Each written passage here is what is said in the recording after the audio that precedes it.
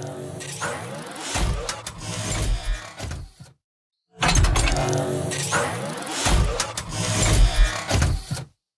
magandang araw mga ka-DIY. Ayan, gaya nga sa nabanggit ko dun sa nauna kong video. Ayan, naipakita ko na pala to. Ito palang electric fan na to. Susubukan kong i-convert. Galing sa bushing yung gamit, papalitan ko ng bearing. Ayan, may kasi akong bearing dito. Ito binili, pares ko to binili online. Kaso pagdating nitong isa, ayan pantay lang siya sa sa magiging housing ng bearing, pantay lang. Pwede ito magamit kung babawasan. Tapos ito naman maluwag naman konti. Pero pwede ito, magagamit din to, lalagyan ng sapin sa gilid. Tapos maliban dyan sa kinakaharap kong ngayon, hindi naman malaking yan problema. Ito dito, kung makikita nyo may harang siya. Ayan kaya hindi siya lumulubog ng husto yung bearing, halos kalahati lang. Kaya mangyayari ito, lilinisin ko pa to. Ayan, para maipasok tong bearing. Tsaka ako na mamaya pag-iisipan kung sa dalawang to yung gagamitin ko pag nalinis ko na to. Ay mga ka-DIY, bali yun yung gagamitin ko. Router na lang. Ayun router na lang yung gagamitin ko para matanggal to. Ewan ko sa iba kung paano nila kino-convert to. Pero may nakita ko nito, yung iba hindi ganito ka kalaki yung harang niya dito sa gitna. Ito talaga ang laki Kaya babawasan ko muna. Ayan, dito ko na babalatan to mga ka-DIY sa baba. Para makabuelo ako, hindi na ako dun sa lamesa.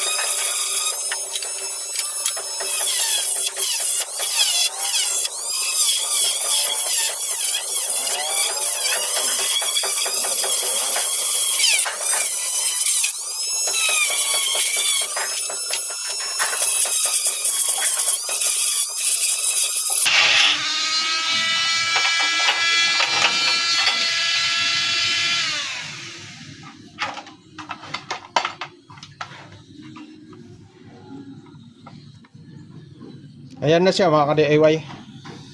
Natanggal na yung harang sa gitna. Bali papasok na yung bearing yan. Ayan. Tsaka ito pala yung isa Ganoon na rin, natanggal na rin. Ayan, gaya ng sinabi ko kanina, pinagpipilian ko tong dalawa kung saan yung gagamitin ko. Ito na lang yung gagamitin ko mga ka-DIY. Bali magsasapin na lang ako sa gilid ng planchadong yero. Ayan, sasapinan ko na lang yung gilid. Kasi ito pwede naman bawasan to. Kaso sayang to Mayroon kasing electric fan na malaki yung butas dito. Kaya ito kakasya to doon. Kaya sayang. Ayan, apat to Sayang pag binawasan ko. Di bali ito na lang yung gamitin ko kasi marami naman ako stock nito. Ayan o. Ito na lang. Kaya di ko pa pala nabanggit yung sukat ng bearing mga ka-DIY. Ito.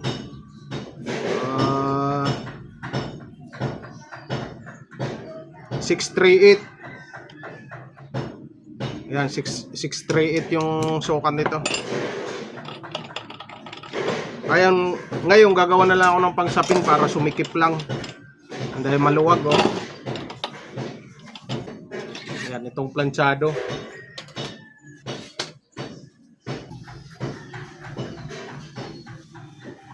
Ayan.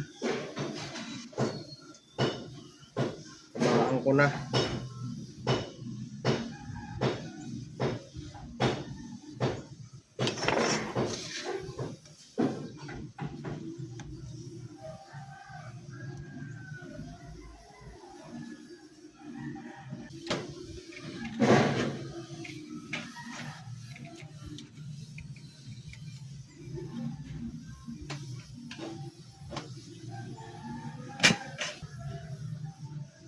Tapos susukat lang ako dito ng isang ikot.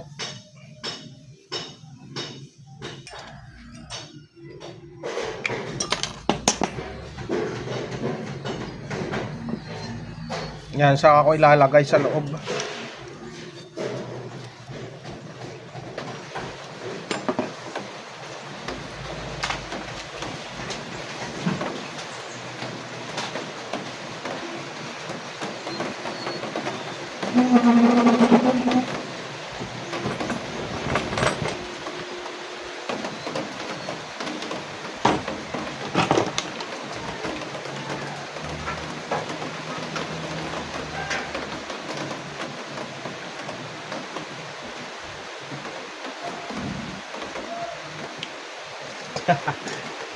Tigil mo na yung gawa mga ka-DIY. Umulan.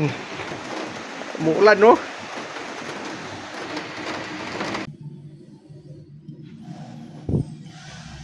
Ayan mga ka-DIY, dahil naputol kanina yung video.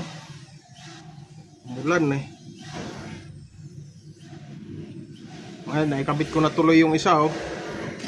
Tapos ito, kakabit ko pa lang ang kabila. Dito ko na lang itutuloy yung video.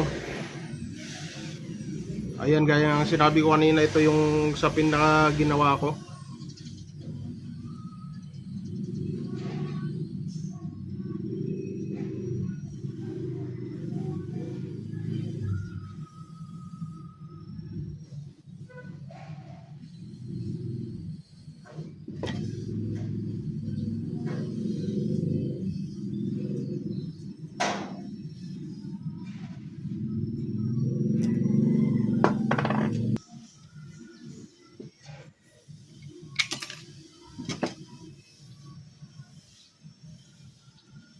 Ayan. Lagay ko na. Pangatlong patong to mga ka-DIY.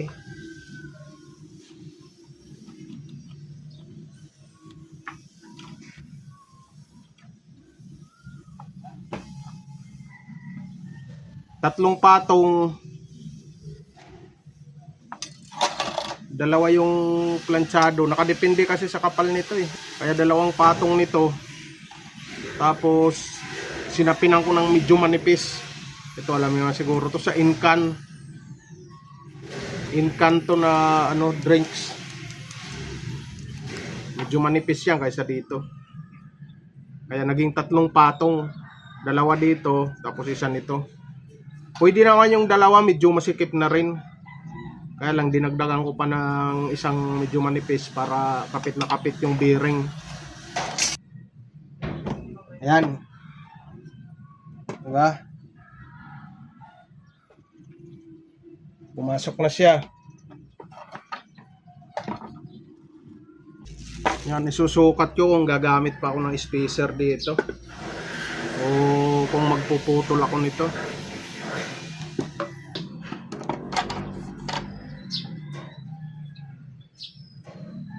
Okay dito sa harap po, walang sayad. Di ko lang alam kung babawasan ko pa to. Mali pala.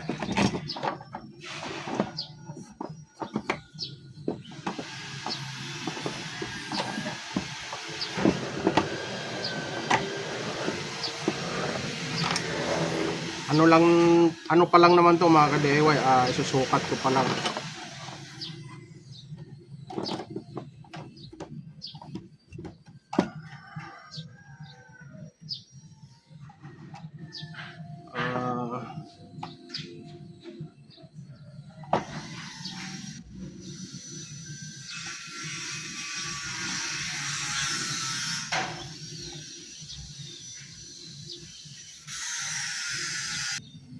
Kailangan niya spacer.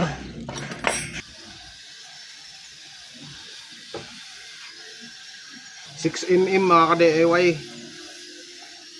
Oh, malaki pa oh. 6 mm. Puputol ako ng dalawang 3 mm. Tig 3 mm lang puputol ako mga ka-DIY.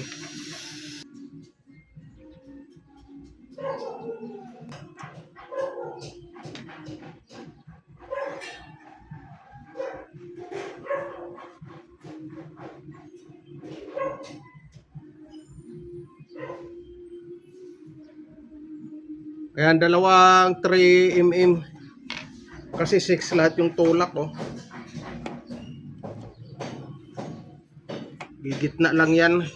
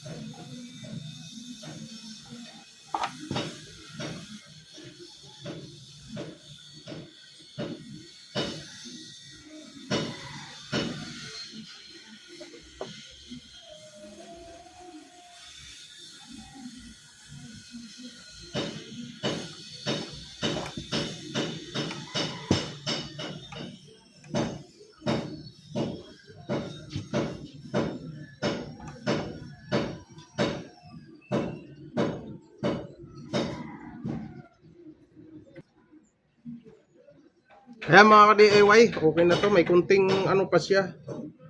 Okay sana kung masikip na masikip. Kaso wala akong mga spacer na maliliit ngayon eh. Pero okay na to. Iano ko na to. Ikakabit ko na to.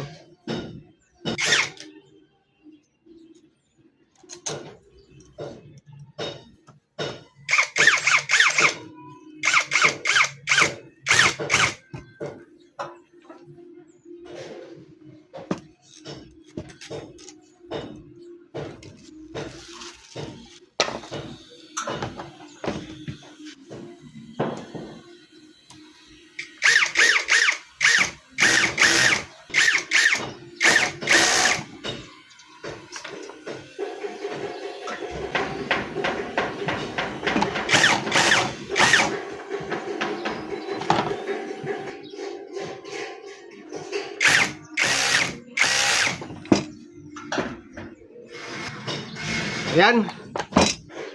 Dahil na ano ko na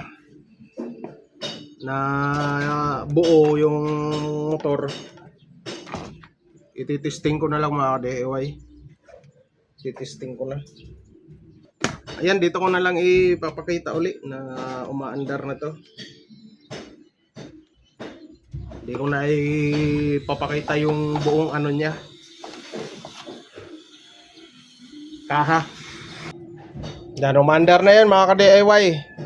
Tapos, gaya nga ng nabanggit ko kanina, yung ginamit yung bearing, yung ano na lang, yung dito, hindi na yung, hindi ko na ginamit to kasi medyo mas malaki to eh. Halos pantay lang yan dyan yung laki oh. Kaya yung ginamit ko yung isang klase na lang, Yung walang bahay, ito kasi may bahay to. Nilagyan ng bahay. Ito na lang yung ginamit ko. Sukat, banggitin ko ulit. Ayan o. 638. 638 yung sukat niya mga ka-DIY. 2RS o di kaya ZZ, various lang yan. 638 ZZ o 638 2RS. Ayan. Bali ang bilhin ko nito online, kung di ako nagkakamali, wala pang 30 pesos isa. Nasa 27 yata. Yun na nga, successful yung gawa. Ginamitan ko lang ng sapin. Ayan, planchado. Hindi ko lang alam kung anong gauge to. Hindi ko kasi kabisado yung gauge ng mga planchado. Pero dalawang patong nito. Tapos isa dito. Yung sa Incan. Yan, ito manipis kasi ito alloy. Pinapinan ko para masikip na masikip talaga yung bearing.